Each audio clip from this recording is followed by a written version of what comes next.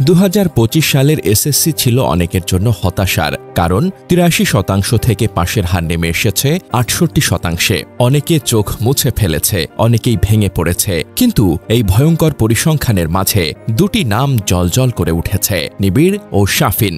চট্টগ্রামের নিবিড় ও শাফিন দেখিয়ে দিল ট্যালেন্ট আসলে জন্মায় মাটিতে, উড়ে আসে না আকাশ থেকে। একবার চোখ বন্ধ করে ভাবুন তো, 1300 নম্বরের পরীক্ষায় 1285 নম্বর পাওয়া মানে কি শুধু বইয়ের পাতা মুখস্থ করলেই সম্ভব?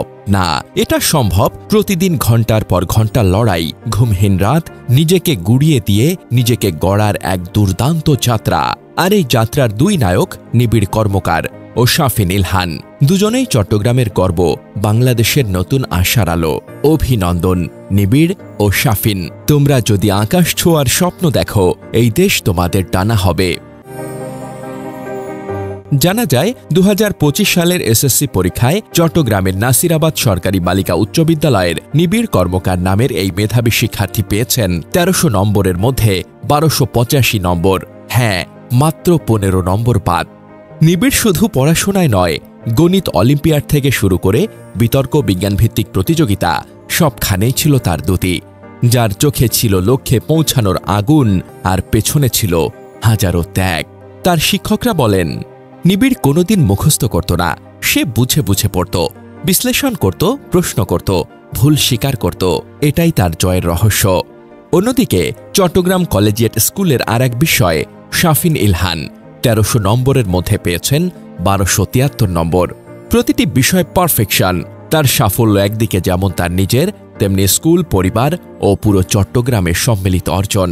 শাফিন শুধুই ছাত্র নয়, সে এক আদর্শ রোল মডেল, যার সময় ব্যবস্থাপনা, চিন্তাশক্তি ও একাগ্রতা অন্যদের জন্য অনুকরণীয়।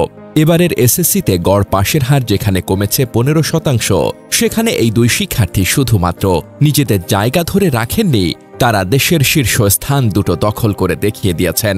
চট্টগ্রাম শুধু সৌন্দর্যের শহর নয়, এটি মেধা আর সাফল্যের শহরও বটে।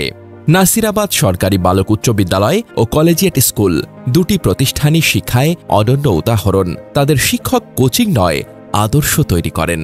তাদের দিক নির্দেশনায় গড়ে ওঠে নিবিড় আর শাফিনের মতো যোদ্ধারা। নিবিড় ও শাফিন বাংলাদেশের শিক্ষা ব্যবস্থাকে দেখিয়ে দিয়েছে, মেধা আছে, ইচ্ছা শক্তি থাকলে কোনো কিছুই অসম্ভব নয়। তাদের এই সাফল্য শুধুই পরীক্ষার কাগজে নয়, এটা কোটি শিক্ষার্থীর হৃদয়ে আশার বাতি জ্বালিয়েছে।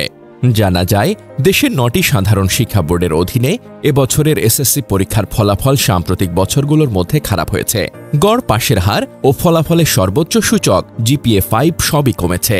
সকল পরীক্ষার্থী ফেল করেছে, এমন শিক্ষা প্রতিষ্ঠানের সংখ্যা বেড়েছে। কমেছে শতভাগ পাশ করা শিক্ষা প্রতিষ্ঠানের সংখ্যাও।